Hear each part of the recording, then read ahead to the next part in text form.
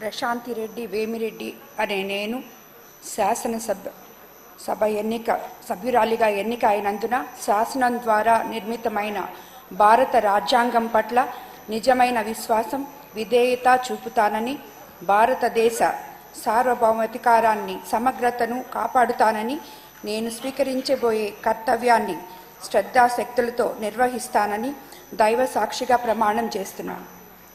ఆంధ్రప్రదేశ్ శాసనసభ సభ్యురాలినైన ప్రశాంతి వేమిరెడ్డి అనే నేను సభ నియమాలకు కట్టుబడి ఉంటానని, వాటిని అనుసరిస్తానని, సభా మర్యాదలను పాటిస్తానని, సాంప్రదాయాలను గౌరవిస్తానని దైవ సాక్షిగా ప్రమాణం చేస్తున్నాను.